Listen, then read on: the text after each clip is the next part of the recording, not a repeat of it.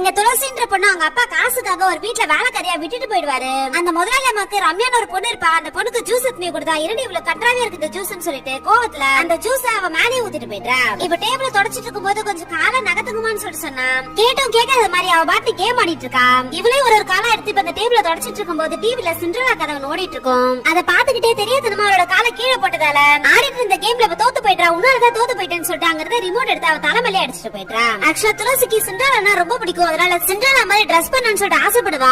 ஒரு கடைக்கு வெளியே சிண்ட்ரெல்லா ட்ரெஸ் இருக்கத பாத்துட்டு அதை வாங்கலாம்னு சொல்லிட்டு போனா அங்க இருக்க செக்யூரிட்டி துரத்தி விட்டுறாரு. இப்ப அடுத்த நாள் அந்த ட்ரெஸ் எவ்வளவுன்னு சொல்லிட்டு கேக்குறதுக்காக போறா. இப்ப அந்த கடைக்காரரும் 7000 ரூபாய் ஆகும்னு சொல்லிட்டு சொல்றாரு. எப்பனாச்சும் அவ்வளவு காசை சேர்த்து வச்சு இந்த ட்ரெஸ் எப்பனாச்சும் வாங்கணும்னு சொல்லிட்டு பாக்குறா. டெய்லி அந்த கடைக்கு போயிட்டு அந்த ட்ரெஸ் அங்க இருக்கான்னு சொல்லிட்டு பாத்துட்டு வந்துட்டு இருக்கா. இதனால கிடைக்கிற வேலையெல்லாம் செஞ்சு கொஞ்சம் கொஞ்சமா காசு எடுத்து வச்சிட்டு இருக்கா.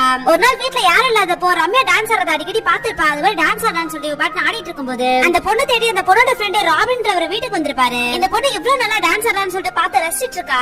ரம்யா அந்த இடத்துக்கு வந்து என்ன தேடுற வான்னு சொல்லிட்டு இங்க கூட்டு போயிடுறா. இப்ப அர்ஜென்டா ஒரு குழந்தைக்கு ரத்தம் தேவைப்படுதுன்றதால இப்ப துளசியும் அந்த குழந்தைக்காக இப்ப பிளட் டொனேட் பண்றா. இதனால அந்த குழந்தையோட அம்மா இவளுக்கு நிறைய காசு தராங்க.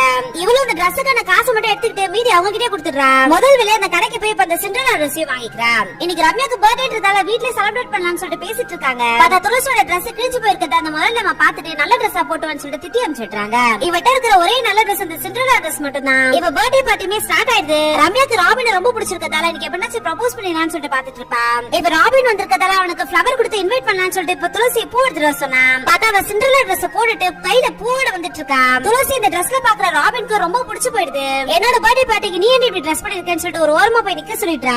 ரம்யாவும் ப்ரப்போஸ் பண்ணலாம்னு சொல்லிட்டு இப்ப ராபினை தேடினா. பார்த்தா ராபின் துளசி கிட்ட போய் பேசிட்டு இருக்கான். கடைசியில பார்த்தா அவ துளசிக்கு ப்ரப்போஸ்மே பண்ணிட்டான். இத பாக்குற ரம்யாவும் ரம்யாவோட அம்மாவும் பயங்கரமா கோவப்படுறாங்க. இப்ப எல்லா கெஸ்டும் போனதுக்கு அப்புறம் துளசியை போட்டு இப்ப பயங்கரமா அடிக்க ஆரம்பிச்சிட்டாங்க.